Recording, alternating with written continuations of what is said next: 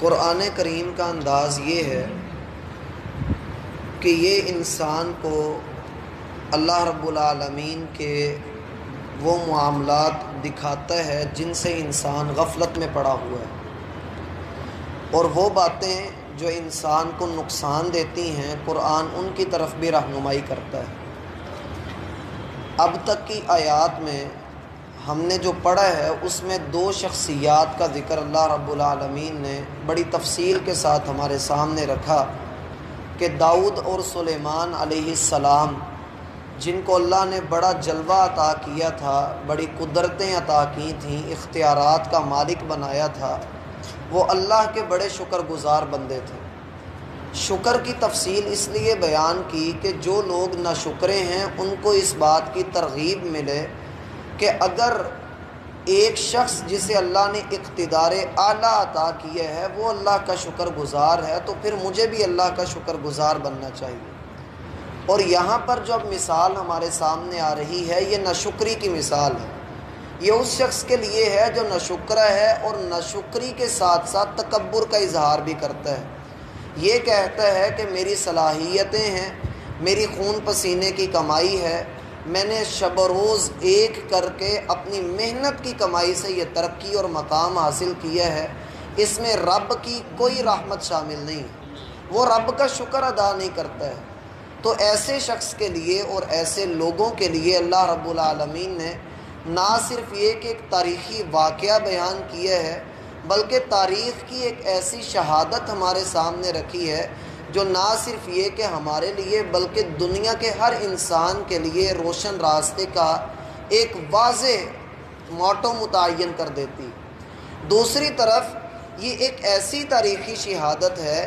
جس کا نہ صرف یہ کہ مسلمان اقرار کرتے ہیں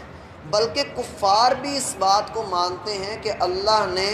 عیسیٰ علیہ السلام سے 800 سال پہلے یا بعض روایات کے مطابق 900 سال پہلے اس ملک سبا کے ساتھ، قوم سبا کے ساتھ کیا کیا تھا، وہاں کے کھنڈرات سے کیا ہمیں حاصل ہوتا ہے۔ اللہ رب العالمین یہ بات قرآن میں بار بار ارشاد فرماتے ہیں، فَسِيرُوا فِي الْأَرْضِ فَانظُرُوا كَيْفَ كَانَ عَاقِبَةُ الْمُجْرِمِينَ، زمین میں سیر کر کے دیکھو اور پھر دیکھو کہ مجرموں کا انجام کیا ہوا۔ جو ناشکرا شخص ہے وہ اللہ کے ہاں مجرم ہے، اور جو شکر گزار ہے وہ اللہ کے ہاں علیین کے اندر ہے، بلند مقام والا ہے۔ ہم نے سلیمان اور داؤد علیہ السلام کا تذکرہ پڑھا جس میں ہم نے یہ بات سیکھی کہ قلیل من عبادی الشکور، اگر اللہ نے آپ کے لیے ہواؤں کو مسخر کیا ہے، لوہے اور تانبے کو آپ کے ہاتھ میں دے دیا ہے، جنات کو آپ کے کاموں میں لگا دیا ہے، ان ساری نعمتوں کے بعد آپ پر واجب ہے کہ آپ اللہ کا شکر ادا کریں، کیونکہ یہ چیزیں، یہ صلاحیتیں، یہ اقتدار آپ کو اللہ کا عطا کردہ ہے۔ الا کلکم راعٍ، تم میں سے ہر ایک شخص اپنی اپنی جگہ پر ایک نگران، حکمران مقرر کیا گیا ہے،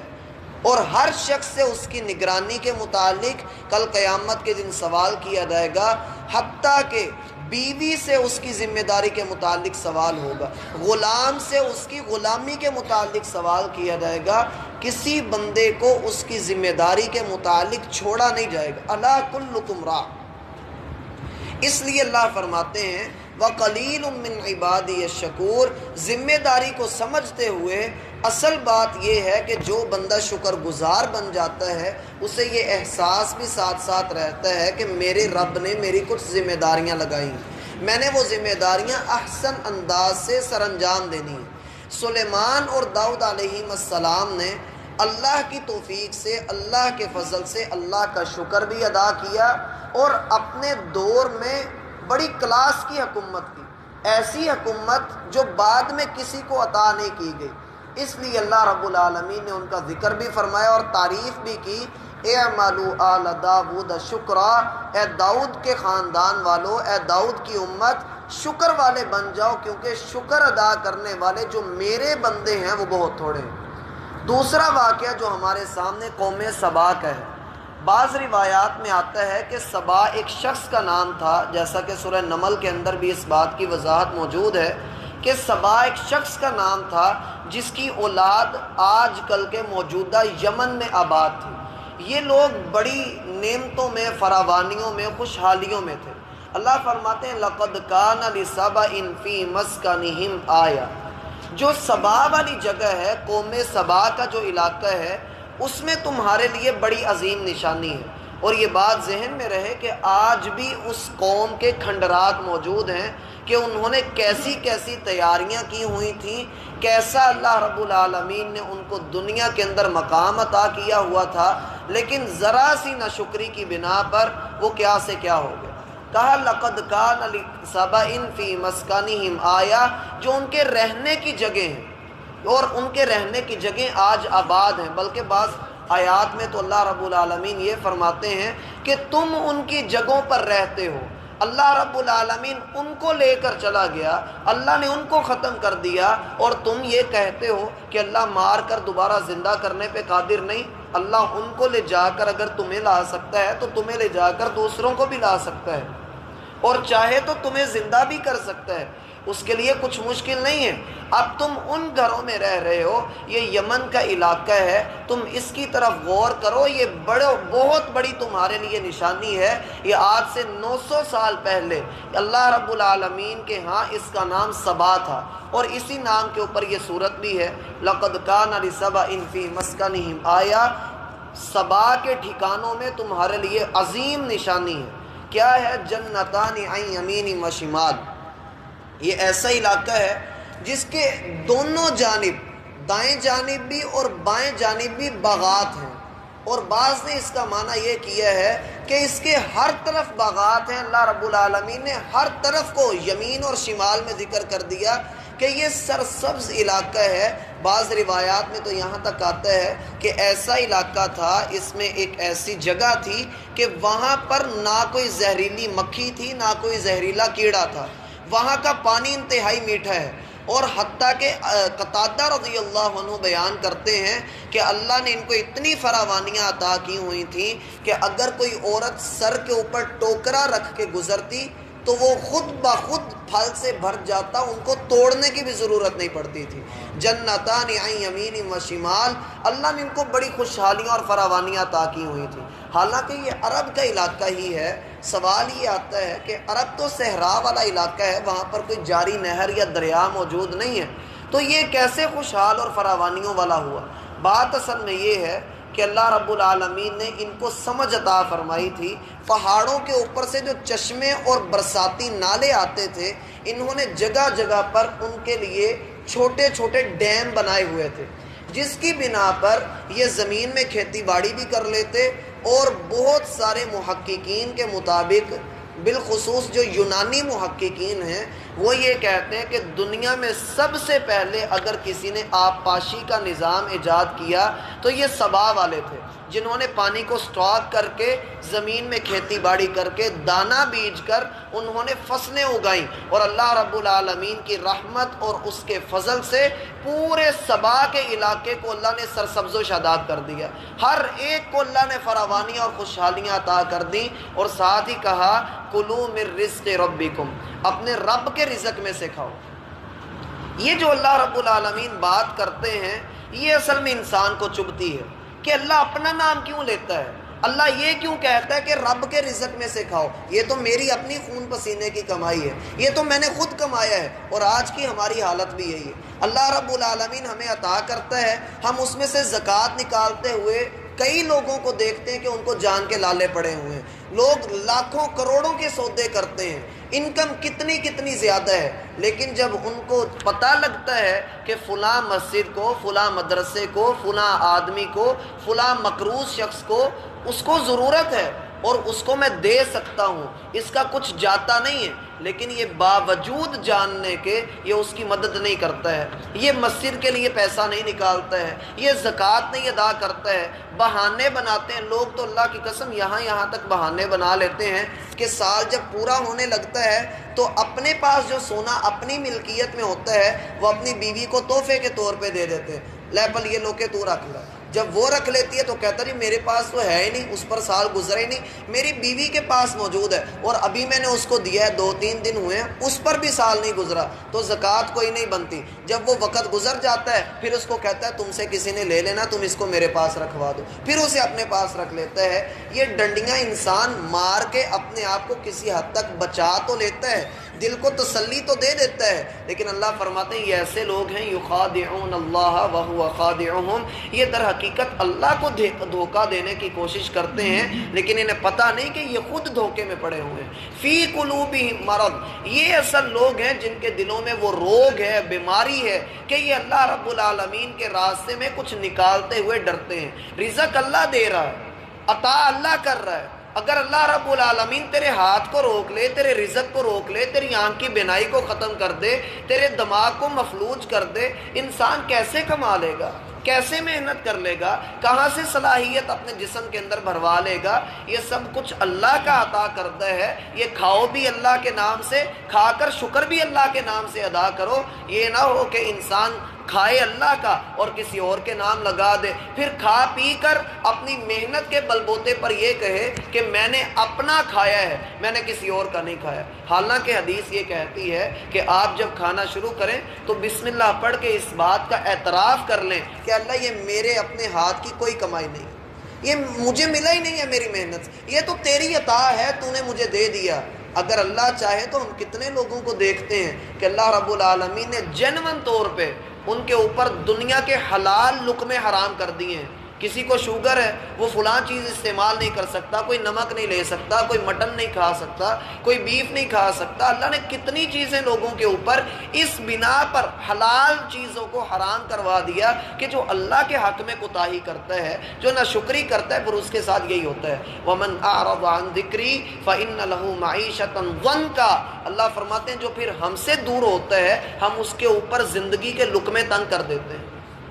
پھر اس کے لیے آسانیاں نہیں ہوتی ہیں۔ کلوا من رزق ربکم، کھانا ہے تو اپنے رب کے رزق عطا کیے ہوئے رزق سے کھاؤ جو اس نے دیا ہے، اور یہ مان کر کھاؤ کہ یہ اس کا عطا کردہ ہے۔ بسم اللہ پڑھ کر کھائیے، اور جب بسم اللہ پڑھ چکیں تو پھر شیطان بھی آپ کے قریب نہیں ہے، آپ کے ذہن کو وہ کبھی بھی خراب نہیں کرے گا۔ اور بسم اللہ کے بغیر کھا کر دیکھیے، بے برکت کھانا ہوگا،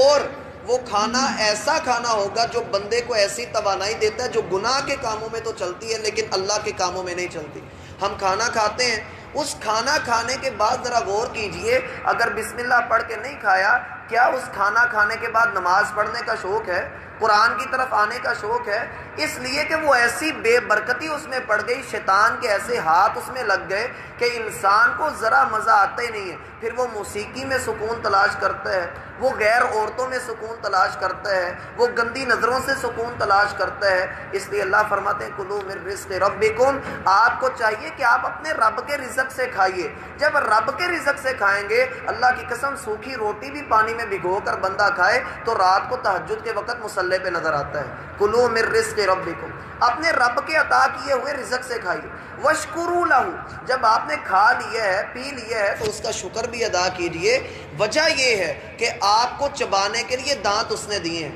آپ کے سامنے کھانا پڑا ہے، اس کھانے کو دیکھنے کی طاقت رب نے عطا کی ہے، آپ اس کی سوندھی سوندھی خوشبو سونگھ رہے ہیں تو وہ بھی رب نے عطا کی ہے، اور جب آپ کا ہاتھ کا پنجہ آگے بڑھ کے اس کو توڑ رہا ہے تو یہ طاقت بھی رب کی عطا کرتا ہے، یہ منہ تک آتا ہے تو یہ بھی رب کی عطا ہے، اور پھر زبان کا وہ پوائنٹ جہاں پر آپ اس کو رکھ کے چکھ رہے ہیں، آپ کو اس کا ہاضمے تک لے کر جانا، اور پھر اندر کے معاملات، اور پھر پیٹ تک اس کو پہنچا کر جسم کے مطلوبہ مقامات تک اس کو لے کر جانا، اور جو زائد چیز ہے اسے بڑے سکون سے باہر نکال دینا، یہ رب کی عطا چیز ہے۔ اگر وہ رب کسی بھی ایک نظام کو روک کر کے رکھ دے تو ذرا یہ بتائیے پھر اس کو چلائے گا کون؟ واشکروا لہ، آخر پہ الحمدللہ کے الفاظ ضرور کہیے، اس کا شکر ضرور ادا کیجیے۔ بلکہ اللہ کے رسول صلی اللہ علیہ وسلم کو تو فرمان ملتا ہے کہ جو بندہ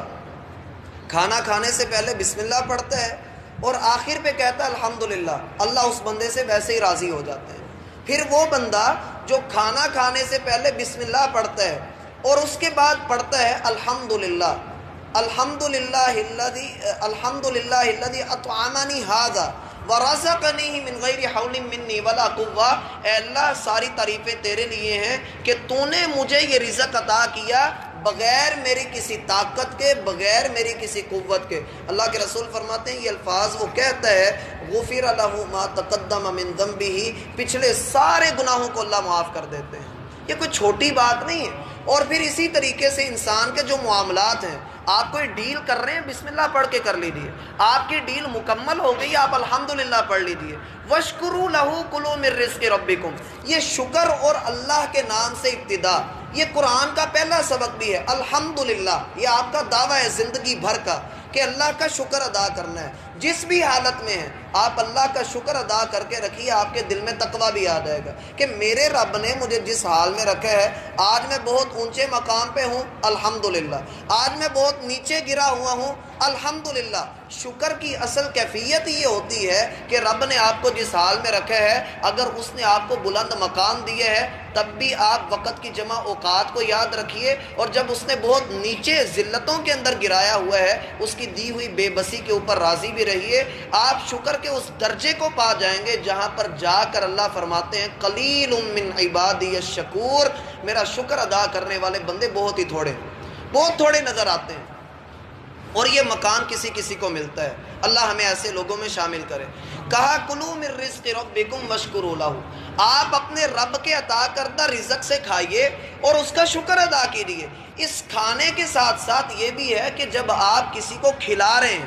آپ کسی کو فائدہ پہنچا رہے ہیں، تو کبھی بھی ذہن کے اندر یہ بات نہ آئے کہ یہ میں کر رہا ہوں، بلکہ اللہ کا شکر ادا کیجیے اللہ نے آپ کو توفیق دی ہے آپ کسی کا وسیلہ بنے۔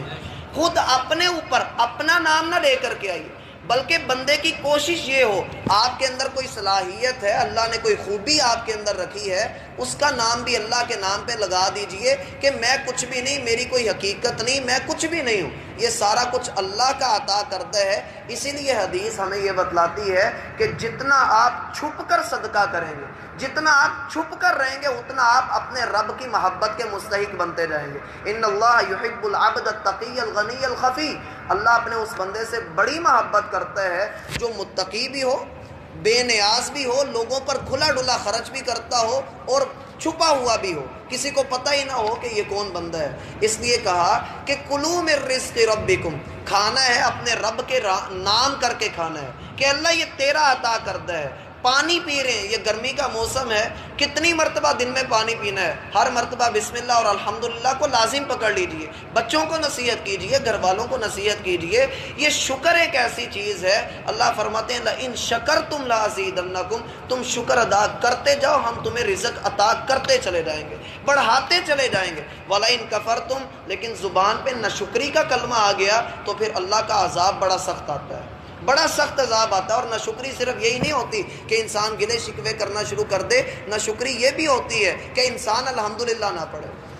انسان الحمدللہ پڑھنا بھول جائے۔ اس طرح کی باتوں سے بندے کو بچنا چاہیے۔ پھر اللہ آخر پہ بڑی پیاری بات کرتے ہیں کہ یہ جو ہم تمہیں مثال دے رہے ہیں سبا کی، یہ ایسا شہر تھا بلدۃ طیبہ، بڑا پاکیزہ شہر تھا، امن و امان والا شہر، اس کے اوپر کوئی آفت نہیں تھی۔ آپ اپنے اس شہر کے اوپر اس کو فٹ کر لیں، اپنے محلے پر فٹ کر لیں، ایون آپ اسے اپنے گھر کے اوپر فٹ کر لیں۔ بلدۃ طیبۃ، اللہ نے بڑے پاکیزہ گھر بنائے ہیں، بڑے پاکیزہ دل بنائے ہیں، بڑے پاکیزہ افراد بنائے ہیں۔ اللہ کے فضل سے سب کے اندر غیرتیں موجود ہیں، سارے اپنی اپنی عزتوں کے محافظ ہیں، ساروں کے اندر اللہ رب العالمین نے کردار کی اور گفتار کی قوتیں رکھی ہیں۔ کہا بلدۃ طیبۃ، انعام چیک کرو کہ اللہ نے بڑے پاکیزہ شہر بنائے۔ یہ پاکیزہ شہر بھی ہے اور اس کے اندر خوشحالیاں فراوانیاں بھی ہیں۔ ہم اکثر یہ سن رہے ہیں پچھلے کئی مہینوں سے،